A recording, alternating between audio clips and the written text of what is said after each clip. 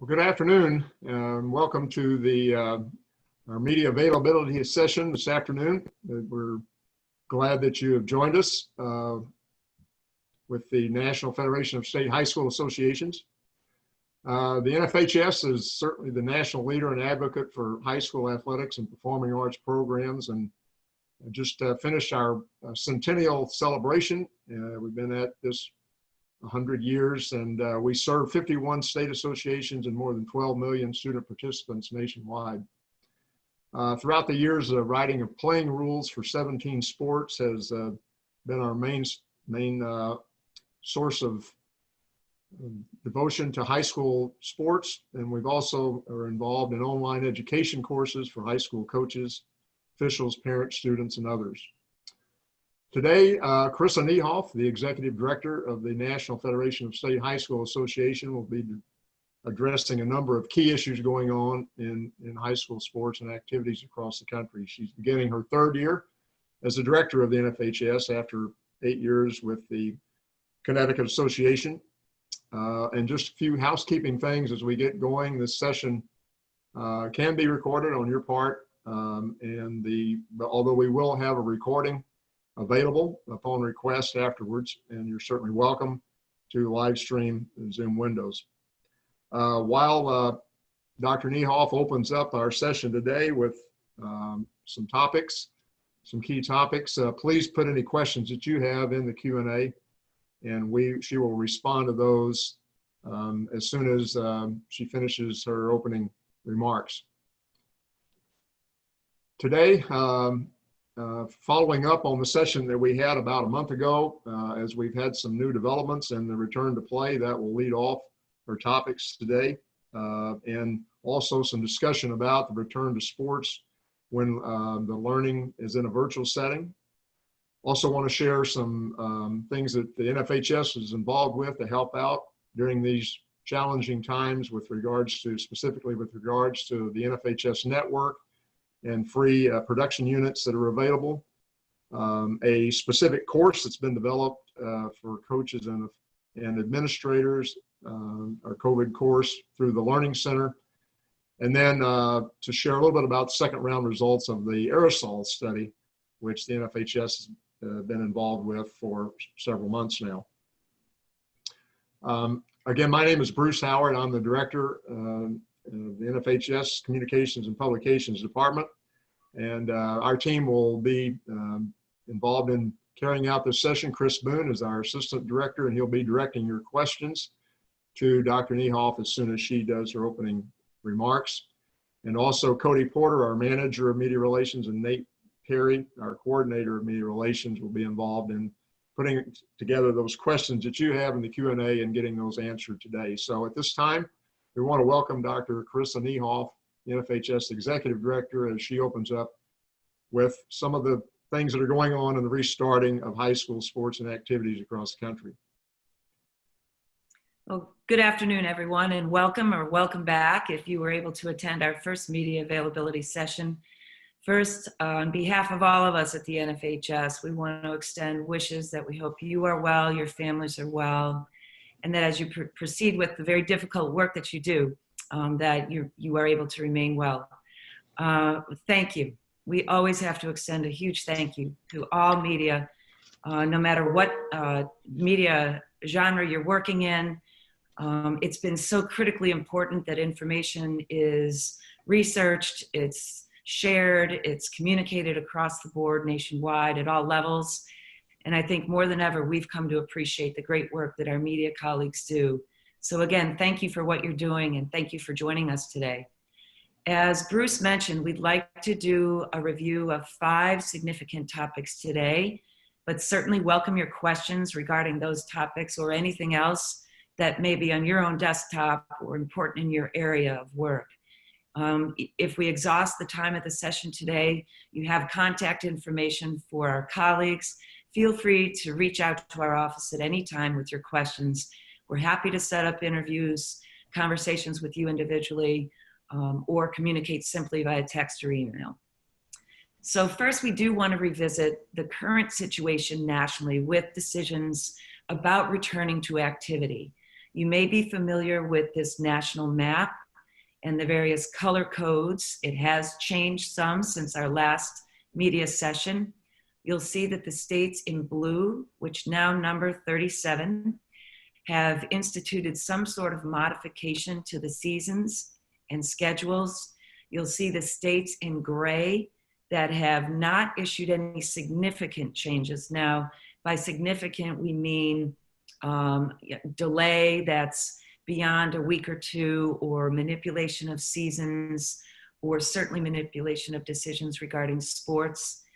Some of those states may, in fact, make decisions that change. We don't know. Some of those states are playing right now. So we still have a little bit of fluctuation in final decisions for states. And then finally, the states indicated with red stars are those state associations that are not going to be playing fall football. We do want to note that no state association as of today has made a complete cancellation of any of the sports typically offered in an academic year. So we have not heard about those decisions.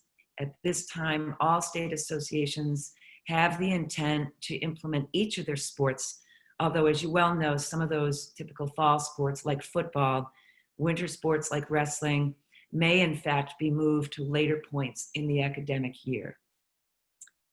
While we know that some decisions are being made and others are still in flux, what's new since our last media session is a growing amount of communication that's responsive to those state decisions. While we know that there was a range of readiness to pay attention to in each state, as association worked with their governors, as they worked with their state departments of education, as they worked with their state health agencies, we knew, and certainly with families and local boards of education, that the range of readiness based on a number of things was a huge range, from having lots of resources, a positive situation in terms of COVID contagion that was low, all the way up to the opposite kind of extreme in more urban areas where you still had a very concerning COVID contagion, which caused delays in decisions. As those decisions have been made, we're starting to see a range of response. Anywhere from stakeholders demonstrating full support and excitement about getting back to activity, to now levels of concern in response to state association decisions. We even have some state health agencies that are reconsidering what state decisions may have been made. We're hearing in some townships that some parents are a little concerned about going back, where others are still choosing to go back. Within states, as you know, some towns are on different implementation schedules. So we're starting to see concerns arise for state offices with regard to requests for waivers or transfer waivers, situations where families may be looking to go to another district or even out of state so that their son or daughter could play a fall sport in a more timely fashion. So we're starting to see some responses to state decisions that are presenting some challenges, but we're also seeing states that are implementing sport, and we're hearing about some great success stories. The state of Iowa, for example, as you know, went forward with their summer baseball and softball seasons through championships.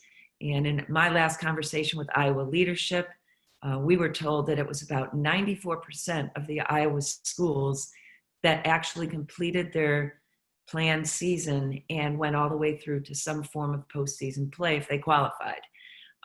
The other 6% of schools either chose not to participate in the beginning or did experience a COVID-related decision to pull back, quarantine, and not to re-engage. So we're hearing just from the first weekend of football play and volleyball play, other sports, just starting to get the feedback in about the excitement around re-engaging in some states. So that's what we're seeing in terms of the national picture as states still decide, as states start to go back to activity and performing arts, not just sport. But we will keep you posted as we learn about the news on a daily basis. As we look at the next issue that we wanted to talk about with you, the return to sports in a virtual learning setting. Weeks ago, when states were starting to make decisions about going back to activity, there was a lot of conversation about that decision being contingent upon whether or not students were physically in schools. As we look at re-engaging with learning and activity, especially sport, we're starting to see that kids may be engaged in virtual learning, whereas school districts are going ahead and allowing some form of physical engagement in sport, again, with a lot of precautionary measures in place relative to COVID. We're starting to see hybrid models where families have a choice, where they may not be ready to go back to the classroom part-time or even full-time, but they are choosing to allow their child to play in a modified physical involvement with sport. So the conversation has shifted a little bit nationally. In some states, educational leaders are saying a virtual experience counts as an academic school day, and there is support for a healthy consideration of returning to activity in some form. In some states, educational leaders are still saying we're not comfortable approving a physical return to sport unless we also have a return to the classroom in some form. So we are seeing those models shift a little bit. We do have cases where students are either by district choice learning virtually or by family choice learning virtually, and in fact have the option of re-engaging with sport. Some other interesting things that we're seeing are an interest in looking at bringing some sports outside, like volleyball.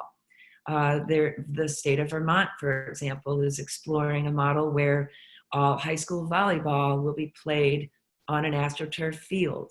We're working with USA Volleyball on getting information out to states where if they have that inclination and those facilities, do they have the resources to purchase outside specific standards? Talking about ways we might be able to support outdoor volleyballs getting into the hands of schools. We're also looking at, in some states, 7-on-7 football as being the approved form of football if there's fall re-engagement as opposed to traditional 11-player football, although that's an outlier at this point with outdoor volleyball and 7-on-7 football. Those truly are outliers. Some state associations are preparing themselves to reconsider current regulations that are in place about contact between coaches and players, depending on the seasons that they're in, allowing students to play a high school sport while also re-engaging in a club sport the same season. Volleyball, I'll stick with that example, is one of those sports where traditional fall volleyball for girls may be bumped to spring when the club programs are also taking place in the spring. Is there a consideration for allowing that student to play both high school and club? So some of those questions are starting to emerge at the grassroots and state level, and we're just now working with states and national governing bodies to explore healthy communication in those ways. So you may start to see some of those situations emerge with some sports. So we're trying to exercise some creative thinking, some collaborative thinking with other sport organizations that offer great engagement for kids. And some of those kids happen to do both high school and club. So as we look to re-engaging with virtual learning and applying decision-making creatively to that decision and combining that decision with re-engaging in sport, stay tuned. I'm sure we're going to see, again, some more situations that emerge that are personalized for the local school level. With regard to the third issue we wanted to update you on, we're excited about our Nfhs network and its high school support program. The network is in its eighth year of existence, and as you know, it's a national platform for broadcasting high school sports and other activities. We have now 46 states that are partners of the network. One of the decisions the network recently made was to invest $200 million in the support of supplying 2 Pixelot automated camera units along with a scorer's instrument and a desktop computer to our 19,500 or more high schools that are members of their state associations. We have had great success. There were about 5,000 Pixelot cameras in schools nationwide. Since we made the announcement just weeks ago, we have another expressed interest in another 5,000, and that number increases every day. These cameras will be, again, automated, one in an indoor setting, one in an outdoor setting, and they'll be able to upload content to the network. One of the benefits, of course, to doing this is getting content, our kids in their performing activities, sport or activity or arts, and getting eyes on those kids, especially if virtual play and competition is the model without fans in the stands. Now there's a new way to have fans in the stands. Has to be a computer screen, but at least it's a way to view these events live, nationally and internationally for that matter. The other benefit for schools in taking advantage of this program is that they already get a revenue share by posting content to the network. The network operates on a monthly or annual subscription model, or a school can choose to flat out invest $3,000 and provide for free broadcasting to all of its fans. Within those 3 models, the school will receive a return on that investment made by subscribers. By taking advantage of the Pixelot program, we're increasing that amount of revenue sharing, looking at other ways for schools to benefit in the commitment to getting content onto that national network. So we're really excited about this program. We will update you on this on a regular basis as we get more of those cameras into our schools. Since inception of this, we've given back in just the last month alone, $5 million to our member schools. And since the start of the program, the start of the network and the broadcast program, over $25 million. So we hope this can be a significant boost to our schools, especially in tough financial situations. The 4th item we wanted to speak with you about is fairly brief.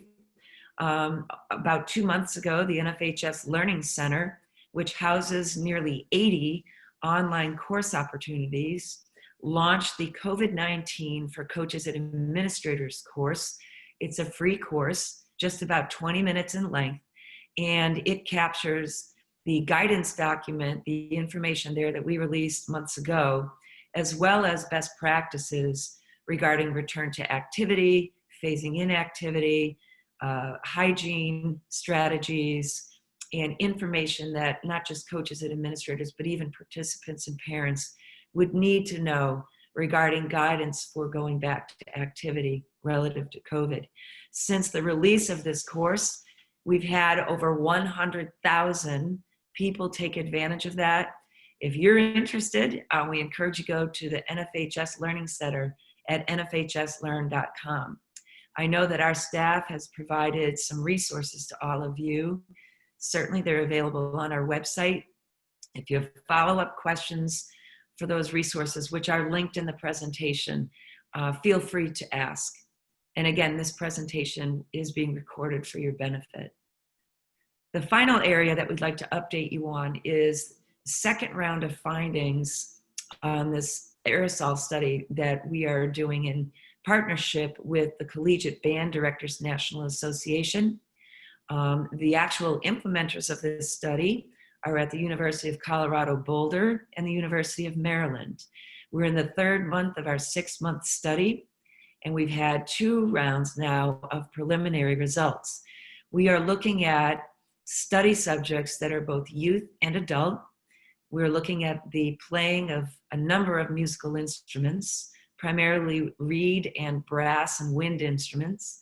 We're also looking at the study of speaking, singing, voice projection, and then finally aerobic exertion. Up now through the first 2 rounds of initial study, we have results on the playing of a number of instruments, having those instruments both be masked at the bell of the instrument and the player of the instrument be masked versus non-masked. We have looked at speaking, masked and non-masked. We've looked at singing, masked and non-masked. And we are just now going through the aerobic exertion trials with participants coming off of a treadmill. What we've found is that without question, masks make a difference. And it's interesting to note that even by taking one of those blue and white masks that are fairly easy to get, slicing a little tiny hole in the mask so that the aperture of the instrument can come through to the player's mouth, that makes a significant difference in aerosol spread. For those of you that are new to this information, I want to back up a little bit and talk about the difference that we're looking at between what we talk about a lot, which are respiratory droplets, and in this study, aerosol spread, which can be likened to what maybe breath spread would look like. Aerosol droplets tend to be denser, of greater mass, and will tend to fall to the ground quicker.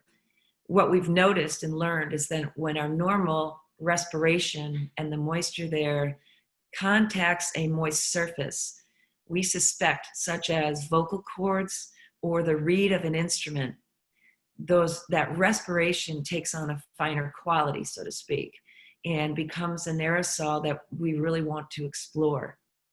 So there are 5 major preliminary findings that have come out of this second round of study. We're looking at 5 things. The first is the importance of the use of masks. The students, the instruments, and the materials of the mask, which really need to be supportive materials such as that by the CDC. They don't have to be the most expensive mask, but they do need to be a material that's been recognized as effective. We also want to look at if we move to the slide there, in the 5 areas, I can bring these up myself. There we go. Distance is the next of the 5 areas that we're looking at. The 6-foot recommendation that was put out by the CDC is really important. That's what has been validated in the study, with the exception of the trombone, which in initial findings, looks like the trombone might require a 6 by 9 foot space recommendation there.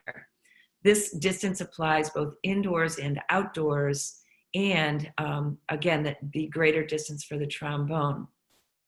The time is important as a factor in looking at this study in particular.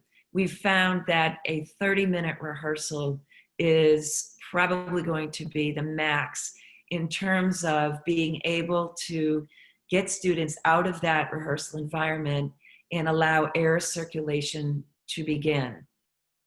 We definitely want to clear the room for a minimum of 1 air change before the next rehearsal period would occur.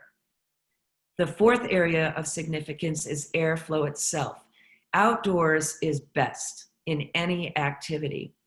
If musical involvement, even sport involvement, speaking, singing, theater, any opportunity for kids to be involved in co-curricular experiences. If you are inside, HEPA filtration makes a huge difference. And HEPA filtration, typically for a classroom, comes with a cost of anywhere from $1,400 and upwards, depending on the quality of that filtration. The industry standard we're learning about air exchange rates per hour is that you typically want to see the full exchange of the air in a room be the industry standard of 3. We're hoping that as schools re-engage in classroom and other indoor opportunities, that they do have some filtration measures in place, and that in fact we do see some industry standard there. The fifth area and final is hygiene. We're looking at methods of using spit valves on instruments where when the instrument player cleans the spit valve, having that fall on some type of a puppy pad instead of the floor, certainly, hand washing on a very frequent basis, and the cleaning of instruments and storage areas constantly being cleaned. No sharing of instruments, no sharing of cases, and the like. Interesting, one piece of the study that they've looked at to this point is whether or not cubicles would be effective in protecting students during activity. And what they're just starting to learn is that, in fact, plastic cubicles what they do is they create almost dead spaces so that the flow of air is not as possible, as opposed to allowing for natural air exchange. So being outdoors, opening windows, keeping doors open allows for greater air exchange than protection might allow inside a plastic cubicle. Certainly if tents are used outside, they should not be closed tents. We would want airflow through those tents. Please bear in mind that what I'm reporting, what is shared on our website in terms of preliminary results, are just those. I'm not a scientist. I'm simply interpreting the results that have been shared with us. But what I've shared is coming to seemingly be true in the second round of looking at study results. With that said, I've spoken very quickly, captured a lot of information on the 5 most significant things that we're seeing happening nationally, that we're paying attention to in terms of research and returning to activity. And we are very happy at this point to take any questions, entertain comments, anything that you may have. Thank you, Karissa, for all that information. And we do have several questions in the Q&A. Reminder, if you want to ask one, we'll get to it as soon as we can and just place it in the Q&A for us. The first one we have is, are we finding that athletes, especially in football and volleyball, are transferring from states that are starting late to those that are starting more on time? Great question. In fact, I think that's been one of the most popular questions in my media conversations of late. We are hearing about this coast to coast, differing amounts. We're hearing that kids who tend to reside closer to a state line or closer to a town line, in situations where there is a stark difference in perceived opportunity. Example being, one state's back and playing, another state is not back, maybe delayed, maybe looking at going all the way to the spring. We're hearing that there are students and families that are trying to execute transfers. Some parents that have said that they are physically intending to move from district to district. And again, that's happening everywhere from the Northwest to the Southeast, Southwest to the Northeast. Everybody is starting to hear this noise bubbling up. What we are reminding folks when we are asked is that we need to pay attention first and foremost to the idea that no state association has canceled completely yet. And I'll knock on wood here. The other thing we want to bear in mind is that these are high school student athletes. Education-based athletic experience is our national priority, our mission to grow, our state association's focus. The great majority of high school student athletes will not go on to play in college and will not go on to receive a scholarship. In fact, based on the sport that you're looking at, it could be anywhere from less than 1% to 5 to 6% that have the opportunity to play and receive some type of aid. So it's really, we have to have a realistic perspective on what the numbers are in going to college. We also have to look at the fact that you do have some student athletes who are elite.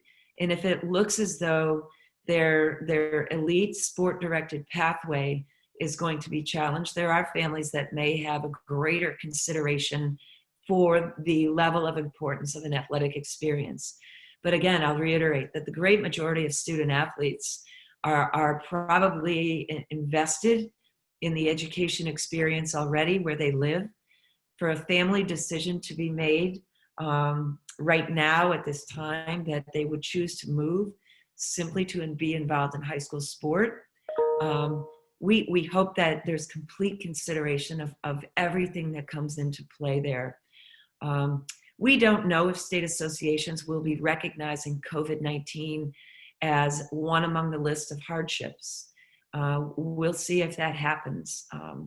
If it makes a list as a potential hardship, maybe there would be consideration for waivers. But at this point, we're just hearing this emerging noise, and we would just invite parents and families to be considerate of the bigger picture.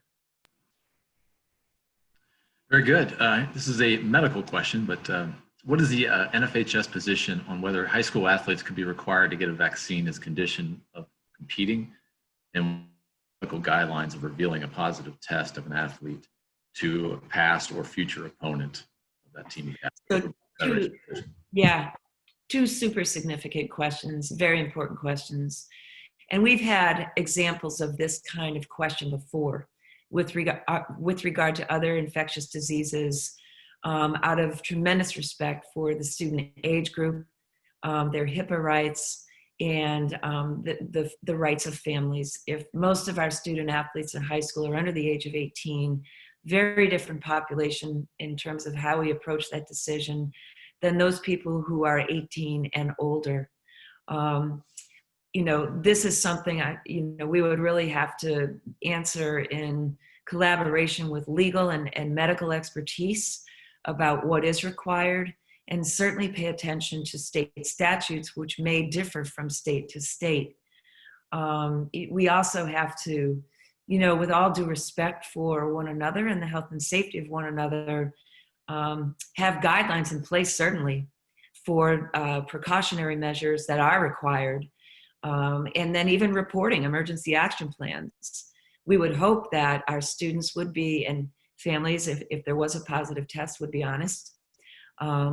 We certainly, I think, can require simple screenings on a day-to-day basis. In terms of a vaccine, I think that's a very different level of comfort and requirement that really does involve a greater degree of decision-making by the families for various reasons. So I think at this point, our high schools and state associations are probably more comfortable with precautionary measures that are required, changing how kids do come back to activity, handle equipment, handle practice situations, and certainly have to undergo some sort of preliminary screening on however frequent a basis they can do that. We may see requirements for the preseason physical that adds questions in the future about exposure to COVID, any kind of cardiopulmonary challenges that might exist that haven't been there on preseason conditioning in the past. So vaccines, I'm not so sure about requiring at this point, but certainly other screening measures, I think we are starting to see those requirements. Very good, thank you. What COVID-19 safeguards are in place for essential high school referees and officials working games? That's a great question as well. We put out some guidance similar to returning to activity and some considerations for sport rules modifications. We also put out some considerations for officials in terms of how they implement game procedures, how they might use the game signal, the whistle, or electronic signal of sorts. So we've made some suggestions for how officials can conduct business while also paying attention to COVID concerns. Certainly, we don't want officials going back in any kind of requirement capacity. It will be up to their own choosing to re-engage. But we do hope that, depending on where they are and what sport they're working in, that decisions can be on the table. For example, I'll stick with volleyball. Do you really have to switch benches during a match? Can the referee one stand be cleaned in between matches or water set whenever there's a timeout? Can team procedures, coach-player meetings with officials, is it conducted in a social distance environment? So all sorts of things that are really relevant to the business of officiating. We think that there can be some flexibility there so that officials can feel more comfortable and having masks in place. And we're seeing those things happen right now as kids are scrimmaging and playing. So we're hopeful that our officials feel comfortable to return. Absolutely.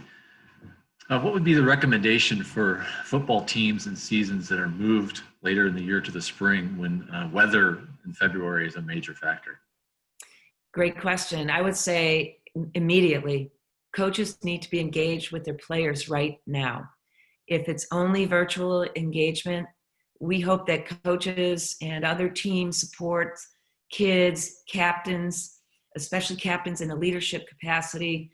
We hope that teams are engaged and that kids are doing some sort of physical conditioning. One of the things that we're very concerned about is the layover and layoff time that kids may have had over the summer months and trying to come back to a sport that's highly exertion oriented like football with pads in the heat of the fall in many states. What will that look like in the winter if temperatures are cold? We also have to worry about conditioning.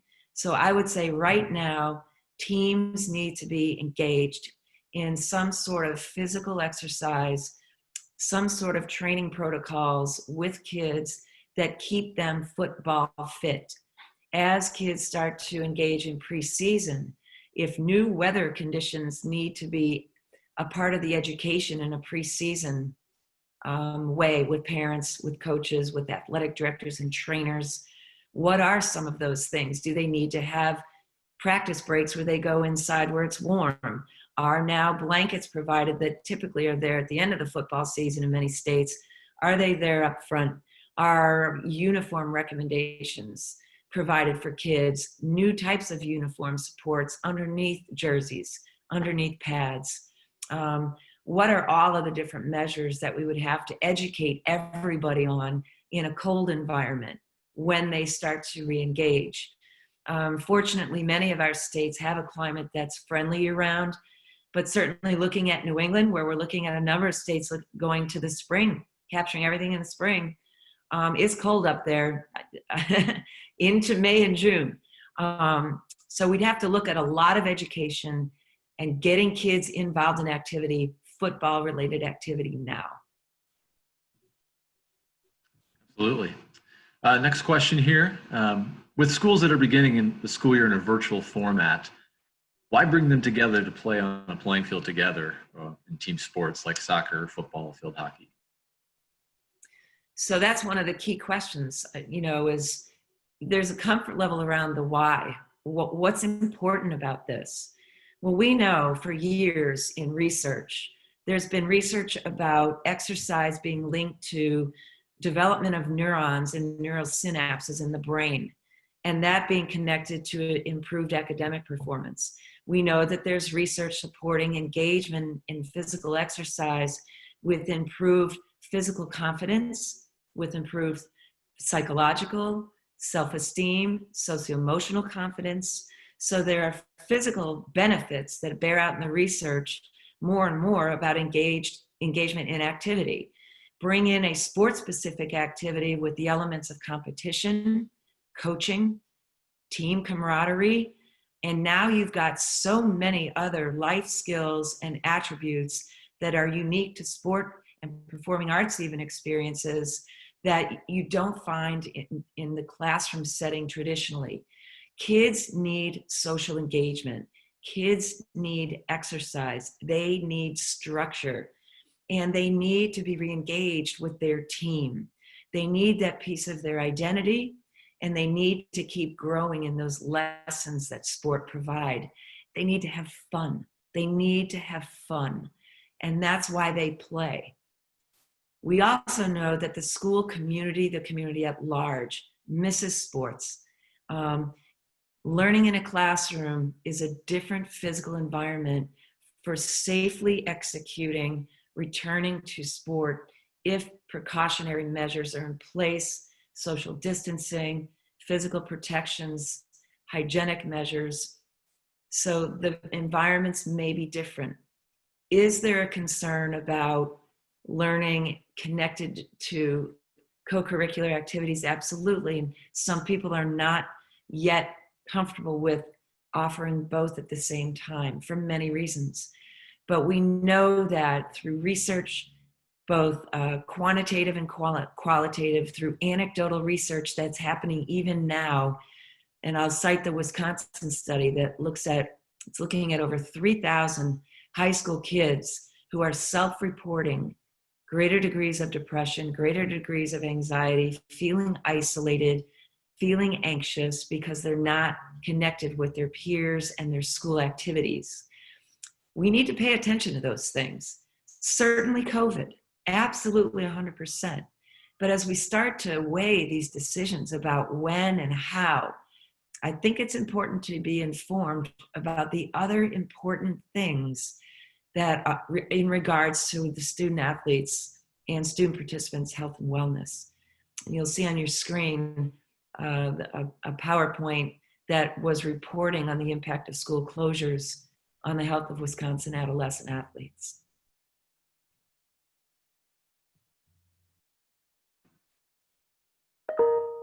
Right, and we can share that information with people on the call right now. There's a related question in the Q&A to mental health, maybe as a follow-up here. How much does that mental health decision weigh in the decisions for state associations? I think it does to a tremendous degree, because our state associations are partners in a number of sports medicine related issues. Each of our state association has a sports medicine advisory committee, and they're made up of not just medical experts in sport, but medical experts in mental wellness, athletic trainers, psychology. So you have a real tremendous collaborative table of experts that looks at the well-being of our kids overall. Mental wellness and socio-emotional wellness is a huge area of crisis right now for kids. We're very concerned about the physical impact of participation in sport, but the socio-emotional piece of it often is something that's not as explicit or overt. And when kids are feeling stressed due to participation or due to loss of participation, and we read that they are reporting crises in mental wellness, their own mental wellness, we're definitely paying attention to that. Our state associations are considering that.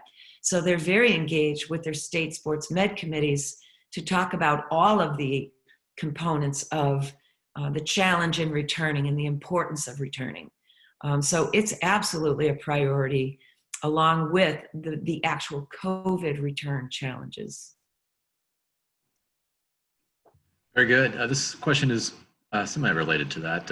Are you concerned, or have you seen any kind of stigma placed on students who participate in sports and activities in places where the virtual or a hybrid mixed, because they are at more risk, or they're possibly putting other students at risk? Is there anything being considered to mitigate this happening? So that's an interesting question. We have not necessarily heard about a stigma placed on the kids themselves. I think right now criticism is being directed toward the adult decision makers. And again, I'll go back to our first issue of the current status and what's emerging in terms of the range of response.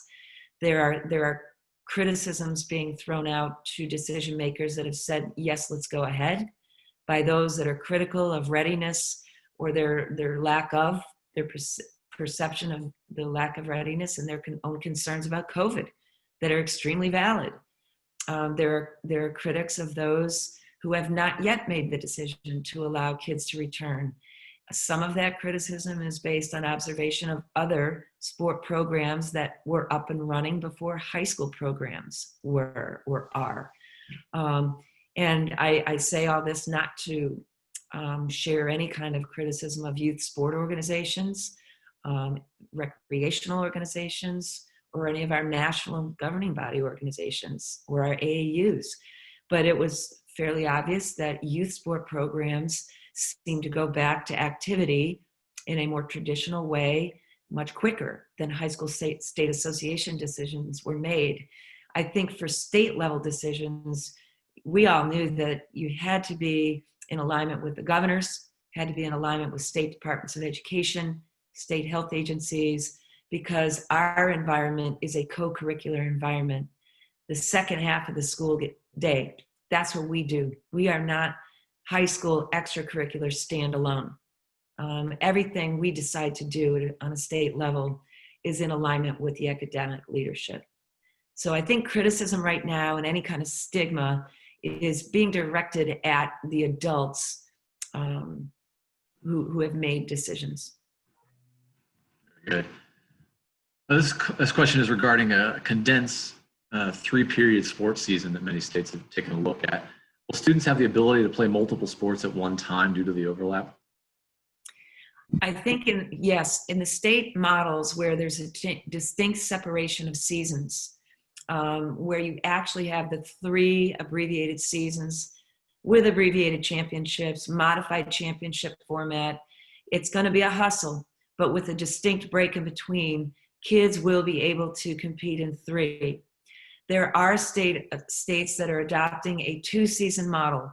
I think in those situations, we might see kids that are 2 and 3 sport athletes that might have a decision to make. That's always unfortunate, but we're kind of looking at this as if we can offer them the best way we can, any opportunity to play their sport. We want to do that. We support the states doing that. So we know our state associations are making decisions that are best for their environment that they're in. A lot of that geographically is heavily dependent on the demographics that exist. And so we know that weighs into state association decisions. But yes, there will be kids that will have to make a decision. We hope it's as few as possible. Absolutely. This question is regarding the NFHS decision in the spring that no new rules changes will be published in the spring sports for 2021. Do you anticipate rules meetings being held and rules changes being made during the 2021 school year for those sports? So great question. Throughout this 2021 year, we will be holding all of our rules meetings that we typically bring people here to Indianapolis for online. We made the decision, really, it was a budgetary decision that rather than publish and sell spring rules publications when there were no real heavy doses of changes to rules, we didn't want to put that financial burden on states, and we didn't want to put that publications cost burden on us. So we realized we were facing a significant revenue challenge. So we quickly made that decision not to do 2020 spring rules publications and just issue updates in a format most appropriate for our states. And then our rules committee meetings next year will be held online, similar schedule, similar process in terms of solicitation of input, feedback, deliberation, voting, and then going on through the rules review committee and ultimately board of directors. Unfortunately, we just won't be able to enjoy a dinner and the nuances that are so important with that lengthier rules meeting and conversation. Yeah, absolutely. With regard to hydration stations, how will states review those guidelines and if they're being complied with? Athletic trainers in Ohio, Kentucky, and Indiana are telling people that they're worried about the access to water is going to cause issues from an injury management standpoint and heat illness. How do you expect states and schools to handle that? Well, I can respond really from a variety of responses. Personally, I've been on high school facilities in the Indiana area and seen there have been very quickly new hydration opportunities actually installed on school facilities with no-touch water bottle stations for filling, where you don't even, it's just a sensitivity like we've seen in airports probably. We've seen very clear phase 1 return to participation guidelines where students are required to bring their own hydration, water bottles and the like. Certainly if there were a hydration issue, school program administrators, trainers, coaches, ADs would be closely monitoring the distribution of water to kids, probably in those disposable triangle cups. But we will have backups there, but kids will be encouraged to bring their own hydration methods as they rejoin campuses. This next question is regarding your Connecticut roots. Do you have any thoughts, suggestions regarding the CIAC's experiences and proposals for returning to play? I do. I've been in touch with the CIAC. Great group of people, and big shout out if any of you are media from Connecticut. It was fantastic to work with all of you. I miss you very much, and doing great things out there. I will say that I thought that the CIAC team did a great job putting together a task force that involved leadership in the legislature, superintendents, principals, athletic directors, coaches. They had the stakeholders at the table, and I think they had issued some inquiries into the State Department of Health, and they were facing sort of a deadline at which they had to get information to coaches for fall preseason. So they issued their guidance, and then it was the next day that DOH came back. So I think there's a little bit of mud there that they had to slog through, but have done a great job considering the new DOH collaboration there, looking at delayed start, further delayed start, and the 7-on-7 model, which is being considered as a way to be maybe a little more social distance in the sport of football. But I think the CIAC has responded with class, with professionalism, and all of our state associations are facing some of those sticky timing of decisions and communications. A lot of our folks have been sort of blindsided here or there, and have responded beautifully. So I think Connecticut will remain positive and professional. Of course. Why is it important this year than years past that coaches be more than about X's and O's and coaching the whole person, mental and emotional? That they should be more, was that the question? Yes, that they should be more focused than X's and O's this year than the years past. Well, I would never say that X's and O's should ever become a greater priority than the mental and emotional well-being of your kids. But I think in terms of X's and O's, working hand in hand with mental wellness is important right now. We've got to get some X's and O's in front of our kids, because their mental and emotional wellness right now, if they're not engaged, is going to be challenged. There may need to be some virtual X's and O's out there. But I think I'm going to look into the question a little bit as if we're trying to implement some X's and O's social distancing. If it's, strategic plays in closed sports like football, where there's a down and an out. Do we run different routes? Do we run different things? A real challenge for coaches right now is to try to coach the game that we know as football, and the integrity of the football game as described in our rule books and is enjoyed by our national family, our national culture. I think the reality is football is a highly risky sport, and whether it's 7-on-7, 11-on-11, traditional football, you've got a starting point in the line of scrimmage. You've got to have a way to get a ball to your quarterback. There's got to be some blocking strategy at work, and blocking puts kids close. And we bring a person down by a tackle. So I think some of those components to football, it's hard to change. And I'm thinking out loud here from a coach's perspective. Perhaps there are X's and O drills and ways that we can be as socially distant as possible and then come together to enjoy football. Maybe some of the plays you all run are different. But I'm reading into the question, maybe assuming a little bit there, but if it's different, type it in again. I apologize if I did not relay that correctly, but you did a good job. In terms of the guidelines that the NFHS released with the rankings of sports from low, moderate to high risk, sometimes those differ from state guidelines and states are being more stringent. What are our recommendations when that happens? Yeah, our guidance document came out months ago.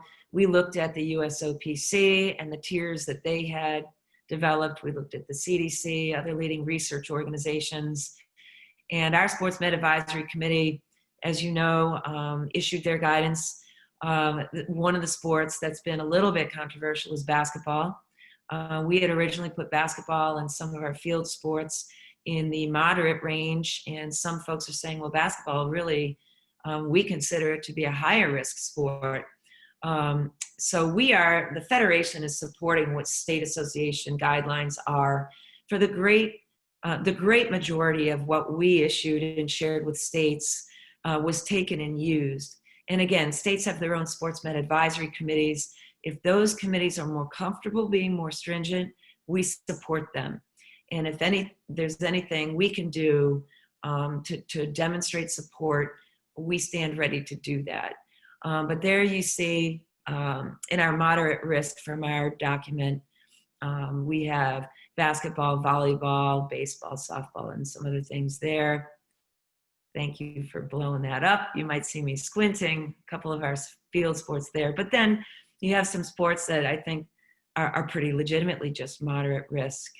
And there we have 7-on-7 football, and that could be why the Connecticut Department of Health, they were very much attentive to our NFHS guidance document. We appreciate that.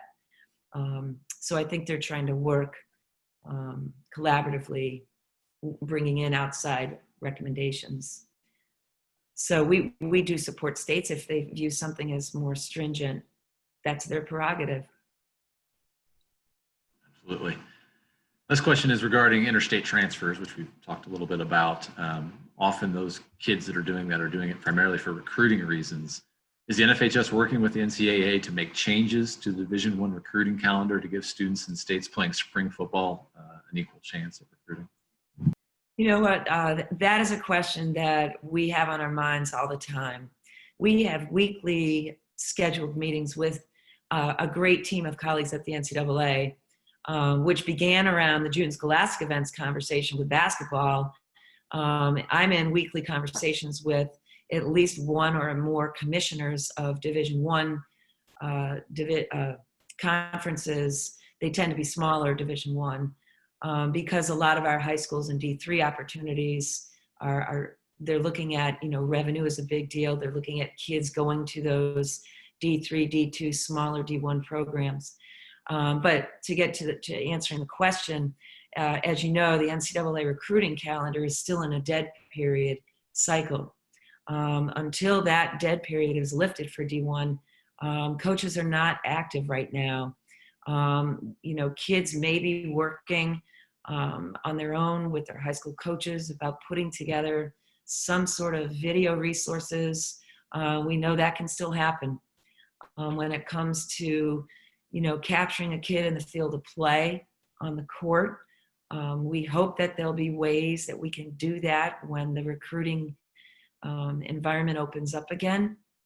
But I can tell you for more questions, the NCAA website, I think, has fantastic resources about how they're trying to be responsive and flexible with regards to recruiting and academic eligibility.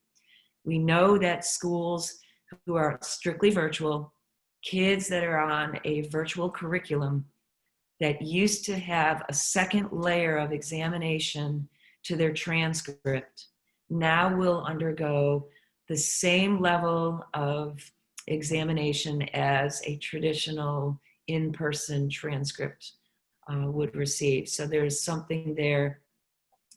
And again, we do not know.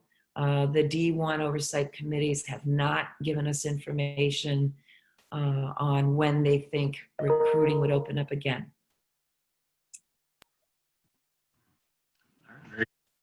Do you know if you have heard from states that are seeing an expanded interest in homeschool or home learning groups that would like to form teams and compete against existing high school teams?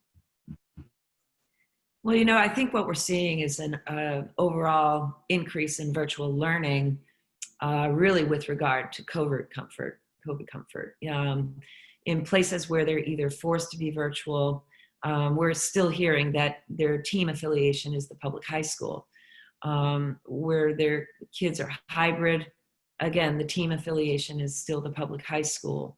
I have not yet heard from states that there's been an increase in the desire to form more virtual sports teams because of COVID, because if they want to compete, they're going to have to be physically present. And honestly, it's putting together a sports program is not cheap. Putting together an academic school is not easy and requires all sorts of background and approval in most states. There are still some states that do not recognize virtual or homeschool as equivalent to in-person learning. But we're not seeing right now, anyway, a greater increase in requests to create new virtual sports teams due to COVID. Yeah, very good. This question is regarding sports, let's say football, that have been postponed, that some of those athletes might go out for a sport that is competing like golf or soccer in the fall, that possibly could bump players from those teams that are playing existing. What are your thoughts on the possible unfairness, and are there any potential remedy for that? Yeah, that's sort of similar to the earlier question about how many seasons are we offering, 3 or 2, or do you have a clean break? Is there overlap? Or now are you literally shifting sports on top of new sports? I anticipate we may see states that give some consideration to when practices occur, when competitions occur. Off the top of my head, I think of a student athlete that may play football in the fall and golf in the spring. Are there creative ways to bring kids to golf courses that don't overlap with high school football practices? Do they not overlap with competitions? Is there no concern from a sport medicine perspective of overuse?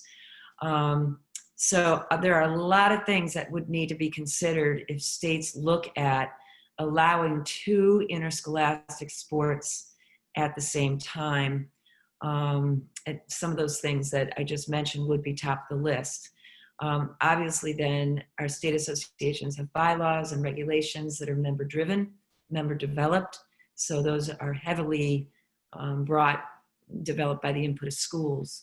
One of the questions our states will be facing is, what about overlap with interscholastic competition and club?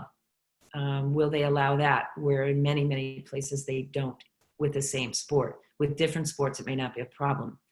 But will there be now even a schedule overlap? So we'll have a lot of things that are emerging. All of them you all have nailed in your questions. These are the things that our states are talking about, starting to see, and will be challenged by, quite frankly. Yeah, this question is semi-related to that. Youth and club sports have been allowed to train and compete in New York, in this case, and in many parts of the country since early July, yet school districts may not be in action until late September, or may not even make a decision yet. What is your reaction to this? Well, I think my initial reaction when we had just released our guidance document and I heard and witnessed youth soccer tournaments, youth volleyball, youth football leagues, recreational programs that were back in action without a lot of COVID-19 precautions in place, really very little capacity to do any kind of contact tracing, not a lot of formal education of participants.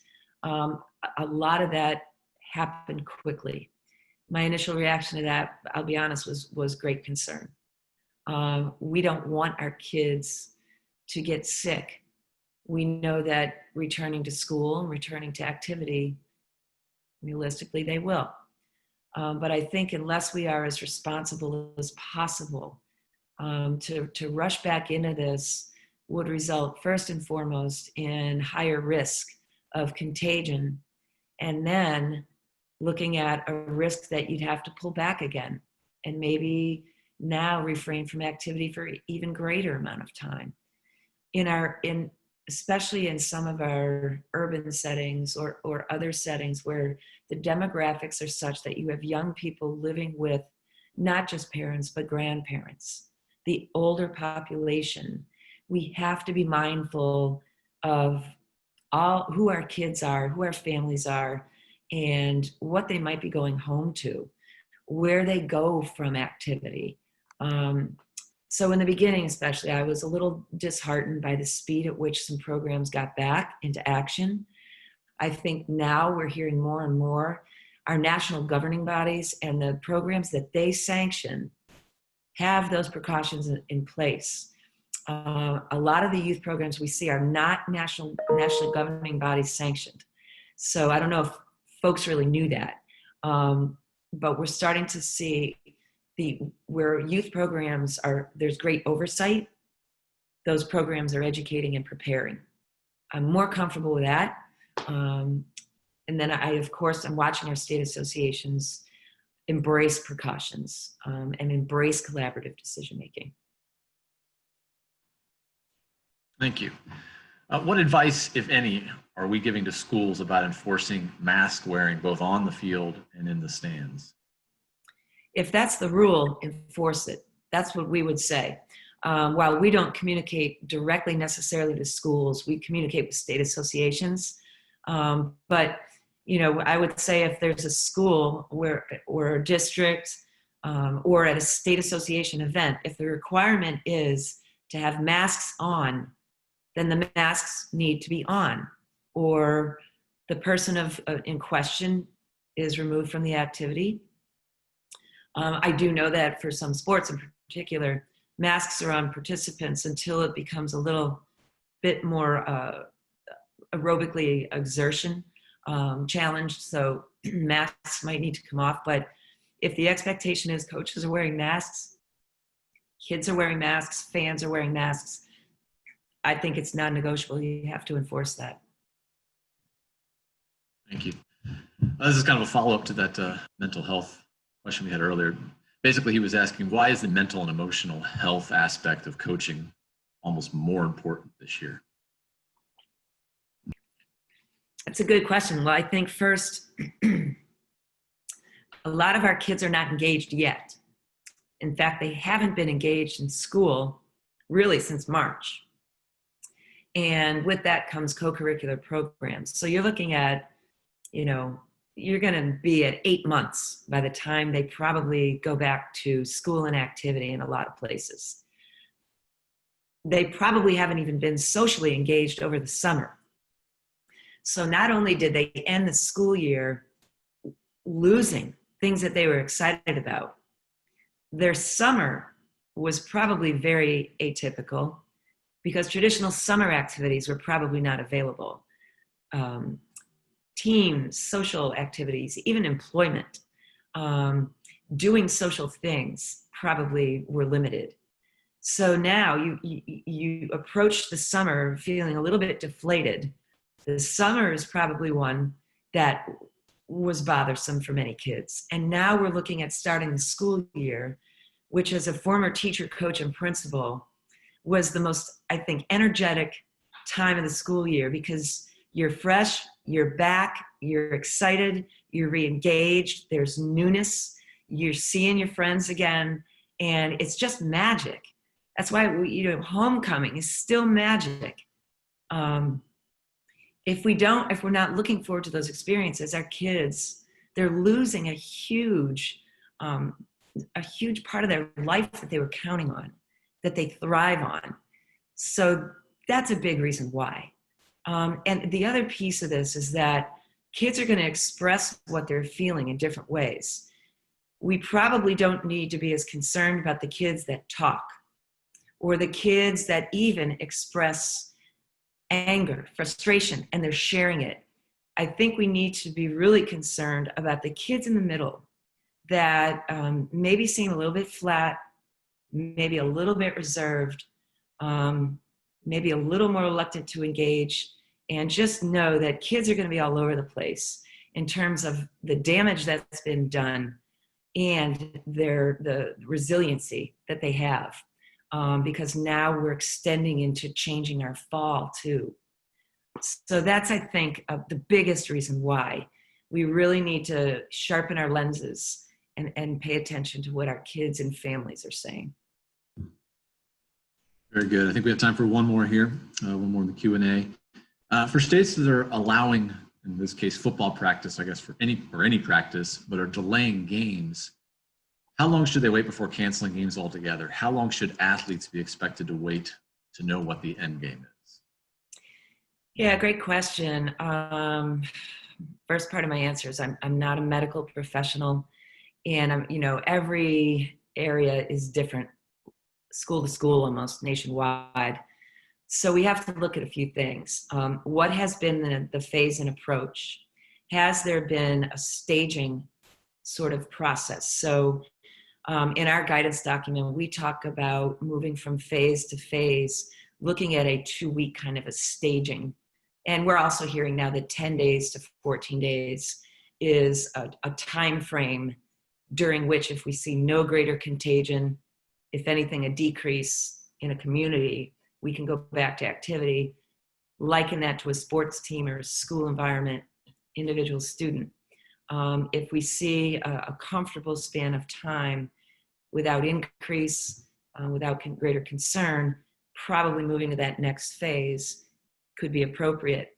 We talk about phasing in from practices, small size to full size, to internal scrimmaging, to then scrimmaging across town, to competition, maybe just across town, certainly not out of state right away. So all of these levels of engagement, if kids are scrimmaging and the game schedule is set to begin and they have experienced a setback, I would recommend, from our guidance perspective, until you can experience that staging, you've got the quarantine and the staging of everybody else, I wouldn't think that we'd be ready to then reconsider competition.